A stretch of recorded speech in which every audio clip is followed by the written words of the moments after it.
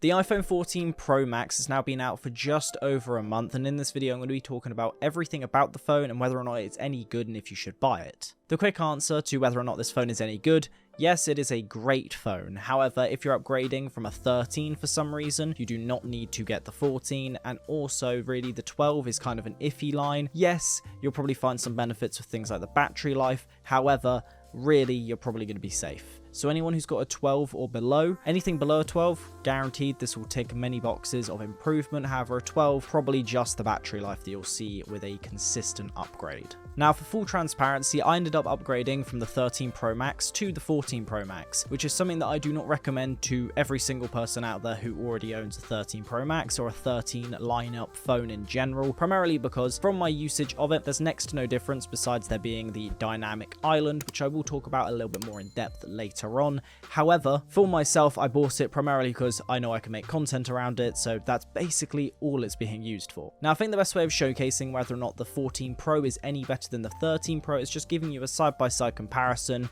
and the first main two that you're going to notice above all else is the A16 Bionic chip inside of the 14 versus the A15 Bionic, which there isn't too much of a difference besides there being some extra features so that it can use the other main feature that is the big showcase, making the dynamic island possible. And then you have the display as well, now going up to a maximum of 2000 nits brightness versus the 13, which was 1200. To be honest, both are absolutely amazing anyway, so I don't really have too much to complain about in those regards. Now, the next more noticeable thing as well is the camera rig. You end up gaining a 48 megapixel camera on the back of the phone, which is one of the first times Apple have upgraded their camera lenses in a massive amount of time. However, you're probably not going to really notice it too much because really, if you look at images side by side with their post-processing, you're not going to notice too much of a difference. There is definitely change, however, it's not so noticeable that it's really worth saying, yes, that's why you should get this phone. And then the last primary noticeable change that you're going to see on this phone is only if you're a US citizen, which is the lack of a SIM card tray, which again, I will get into in a bit. Now, that is everything that you need to know about the basic changes between both phones. However, I'm now going to go into a little bit more detail about each individual thing, starting with the dynamic island. Now, when I first heard this announced, I genuinely just laughed, purely because I couldn't believe that Apple decided to just name a notch something else to try and make it sound fancier, but then they started unveiling what it was, why it's named what it is, and all these different features with it, made it a little bit more acceptable, but it's still a little bit of a just odd name. However, do not let this trick you. This is not a reason to go out and buy this phone.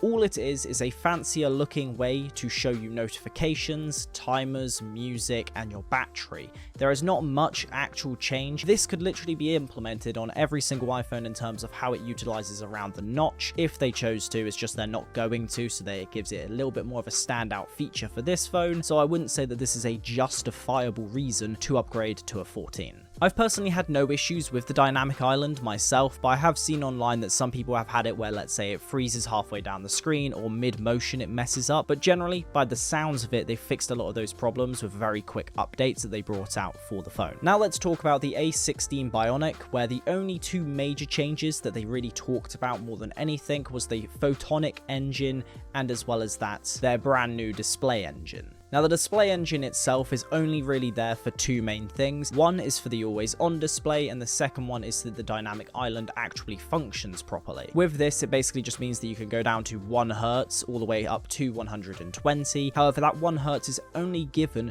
to the always-on display for some reason, and I will talk about that a little bit more in a moment. Now, the photonic engine in this phone is meant to be a step up of deep fusion, which is one of their technologies, so this is primarily helping and assisting things like nighttime photography, so don't expect it to do a massive difference across the board for everything you're doing, but mainly for night photos. Now let's talk about the display on this phone, and I'm going to be talking about two things in particular, one being the dynamic island and why I prefer that being a thing to watch a video, and as well as that, the always-on display. Now, increasing the brightness is a very nice touch to add. However, it's not a big enough change for me to really warrant talking about it too much, because really, again, I don't really care too much about it. I'm not out here using it in like maximum daylight capacities. Normally, my 13 Pro was perfectly fine with that anyway. But let's talk about actually watching entertainment on this phone. Now, from times, it's actually kind of irritating, which is why it may sound odd that I'm about to say that it's actually better than the notch. So with some videos, some people will put out they'll end up having it so it kind of bleeds into the dynamic island slightly. I think it's a 21:9 aspect ratio, just bleeds over slightly so it makes it noticeable. It makes it basically like when you had a notch and it would force you basically to watch it in full screen so you didn't just have this little edged cutout. However, when you put this thing into full display, it just kind of is okay. You don't pick up on it all the time, and honestly, it's a so much better experience that it at least covers the whole outside of the phone and makes the image just look better. Now, the reason why I actually really like this in particular as well is, like I said, I like the fact that it goes over the entire display from edge to edge. And yes, a lot of people will turn around and say, well, you're going to just pick up on the notch every now and again. However,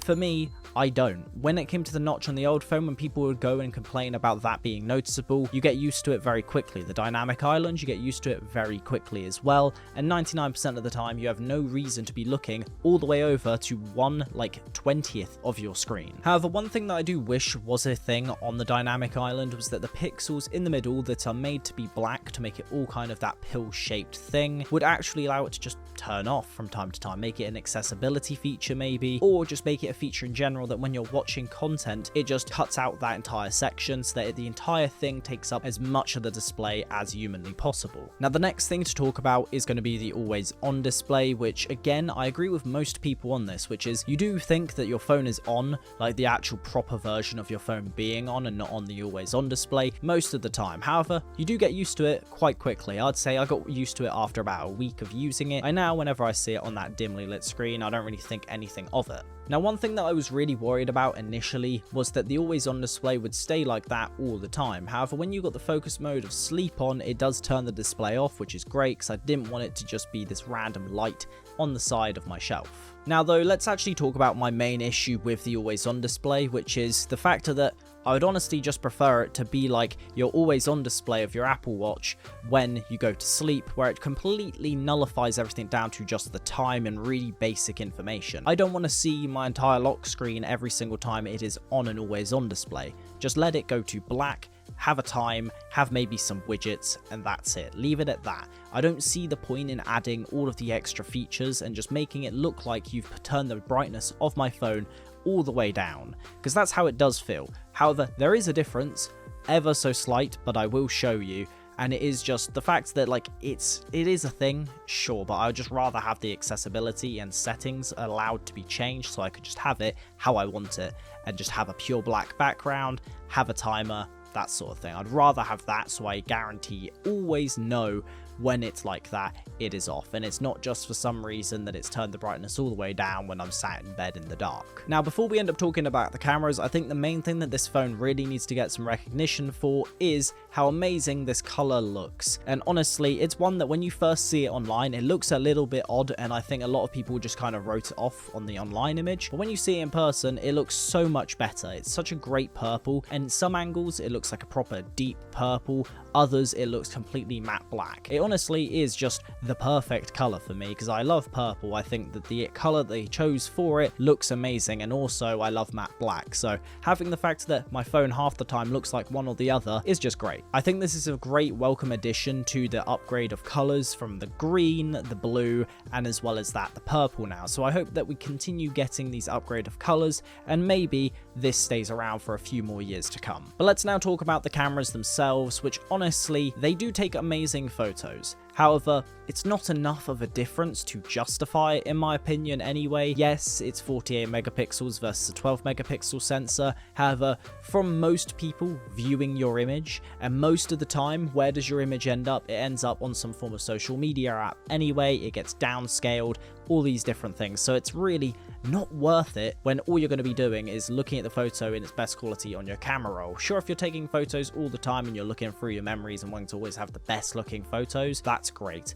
However, if you're someone who's basically just going to buy it and then use it for some social media usage, maybe post some stories every now and again, then really that's just not going to make a difference. It's going to be downscaled anyway, so you might as well just get the cheaper phone. One thing though that was cool is that because it's a 48 megapixel camera, you actually have 4 cameras in 3 in a way. So you've got the ultra wide, you've got the normal wide angle lens being 1 times, you've then got the zoom lens being 3 times, but that main lens, the 1 times lens, has also now, because it crops into the 12 megapixels in the very center. It now becomes a 2x image, so in a way we've got 4 different cameras but with 3. So it's a nice welcome addition, but again, it's one of those really small things that I don't think justifies jumping up from a 12 or 13. And then besides that, the other thing that they were talking about mainly, I haven't really tested out myself purely because I don't record much on my phone, but that is the new stabilization, which appears to be one of the best, if not the best currently in a phone at this price range. So it is actually a very welcome feature for most people when you're just using it out and about. Probably, you know, there's a lot of people who decide to record little bits whilst, let's say, they're going for a run or something like that, so it's going to at least not be wobbling around all the time. But also, when it comes to it, it actually just allows people who, let's say, are entry level into cinematography or they want to start a YouTube channel, they've got something there that can actually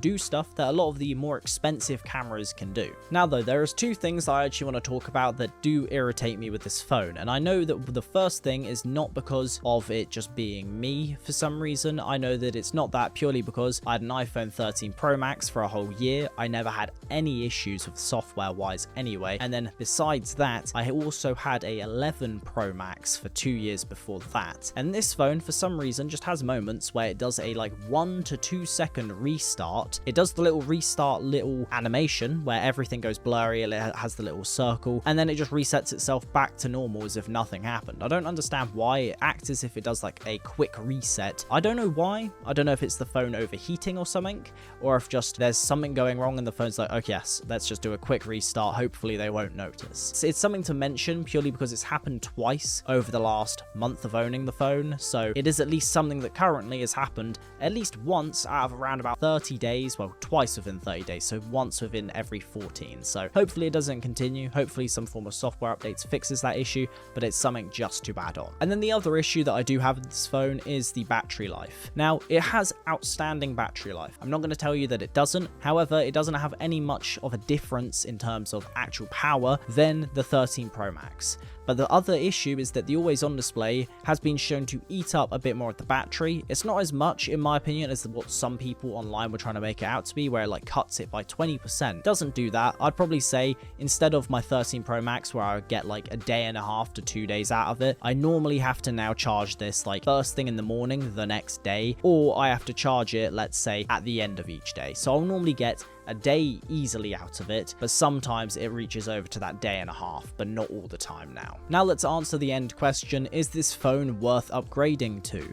Yes, if you're someone who has an iPhone 12, you'll probably find value in the battery upgrade and some of the little other extra features. It's whether or not you think that that extra bit of money, for example, the 13 Pro Max is £1,049 and this one is £1,200. So it's whether or not you think that that £150 price jump is acceptable for the things that you're getting. Personally, I'd say probably not, but if you want to spend the money, go for it. But for most people, if you've got anything below a 12, the 14, the 14 Pro and the 14 Pro Max and the 14 Plus are all great options to go for and are outstanding phones in their own right with great battery life. So you're going to really notice that, as that's the main thing that people will pick up on above all else. They don't have to charge their phone after, let's say, half an hour of usage. Well, not half an hour, half a day, that sort of thing. It's not just draining when you open a social media app. But yeah, with that all being said, I hope you guys enjoyed this video. If you did, make sure to leave a like and to subscribe for more content on this channel. I primarily upload gaming videos and I will be moving tech videos to another channel. So subscribe to this one and I'll send you over to another channel later on this year. But for now, you will see more content about the iPhone coming up over the next year. So yeah, with that all being said, I'll see you guys in the next one. Have a good one.